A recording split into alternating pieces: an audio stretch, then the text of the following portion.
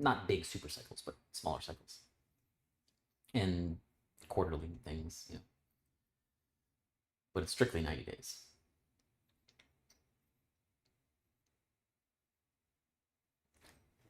But to continue with that, we want to dilute the advanced miner returns.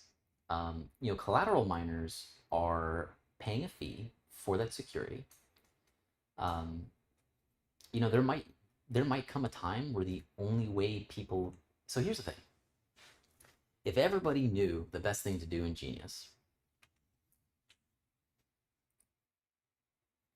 people would only run your basic miners because of certain needs that they have. People would only run advanced miners because they would know for sure they were going to do the time. And people would only do collateral miners, well, to get a better deal. But at some point, being a collateralized miner, it could be the lesser option to do, especially with the stability pool contract offer rate for new Genius debt, for that offer rate. It's going to reach a point where it's not worth it for people. And there's a limit. The maximum amount you can use is, the maximum amount of collateral miners you can really have in the first place. There's a limit, and that's approximately 60% of the reserve supply of Genius. The reserve supply is everything. But when talking about dilution, remember the burning mechanics in Genius are a lot like hex giving hex to the origin address. And the origin address is just like, hey, I promise to hold on to this hex and never sell it. Unless somebody has a gun to my head, or who knows what can happen. Those are imaginable horribles that we don't really need to think of. But what we can know is that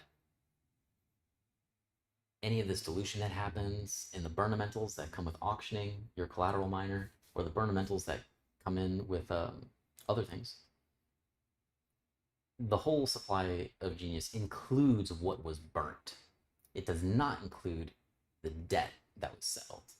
That's something that just goes off into the vacuum of nowhere, sort of like being burned. But point is,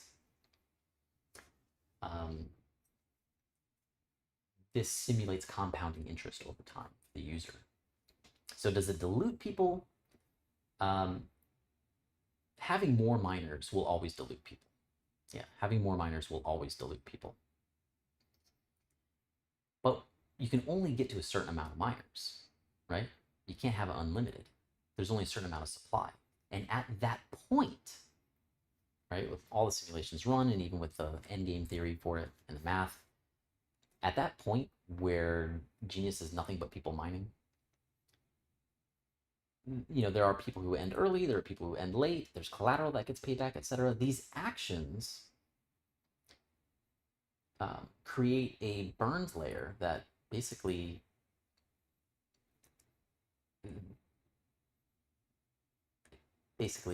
pumps the I'm over here how do I explain this?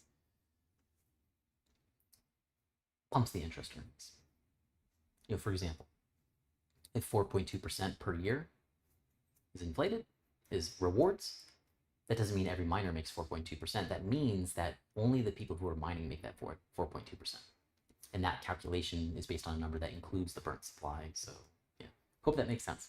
Don't want to get too much off track, but so a huge stability pool can just suck up most of the 4% yield. No, the stability pool can, whatever yield it sucks up, whatever yield it sucks up, that is inevitably being feed. So the fee is the stability pool fee for doing that. Actually removes more of the inflation rewards than it gives. Wait, no, I don't think I said that right. But you asking that question are definitely a very intelligent person, and you'll get it with the white paper. But that's the first point. The second point is that the maximum that the stability pool can suck up.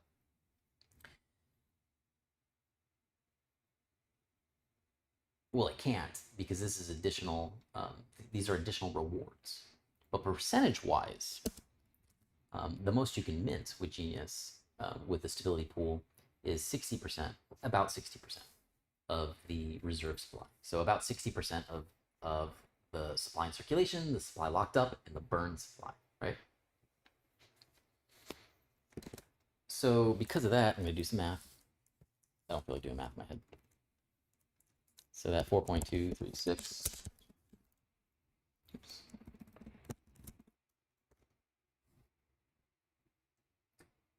So it comes out to like 2.6% extra annually.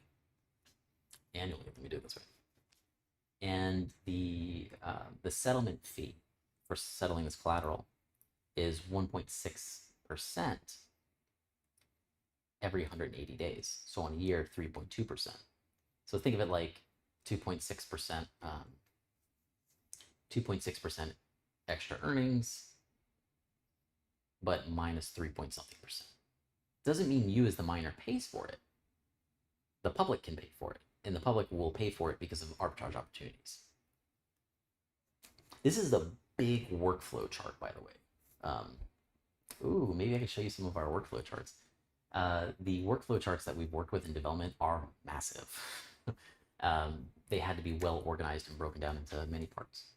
So I hope that answers your question. I'm sure it will. And I can't wait for you all to see the beta. I can't wait for you all to see, the new beta.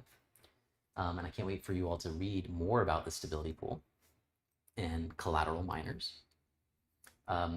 It's massive. It's, I think it's bigger news than Genius itself, because, we've gotten used to the white paper. We've gotten used to what Genius is doing. But this thing here was kept as a surprise because, excuse me, one, it's not as complex economically as Genius's tokenomics, which, yeah, they're complex, but they do things, right? It's actually simple, very simple. The hard part was how it would work with the tokenomics, how it would work with every aspect of the tokenomics, how it would be a good deal for everyone. That was the difficult part, but the only part about that was difficult wasn't discovering anything new, it was just like doing the math. And having the right rules in place, such as collateral miners cannot end early. That's one rule.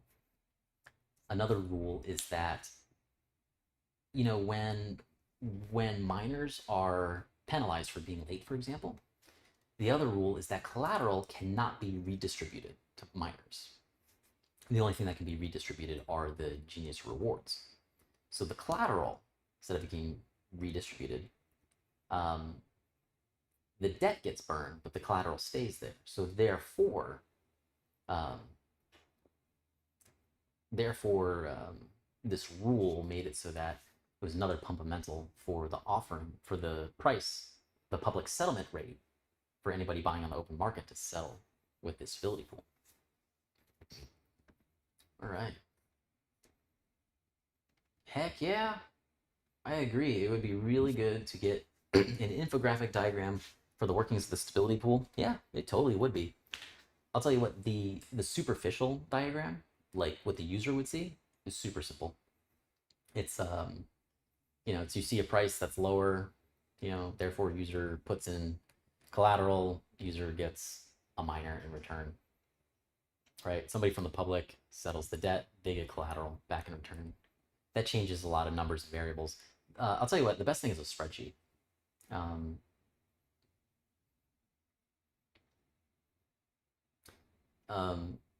The spreadsheet, I think it works really good. I think infographics will go really well. When I think about infographics, I keep thinking of Hex Factor. Hex Factor is awesome. Thank you, Hex Factor. All right, let's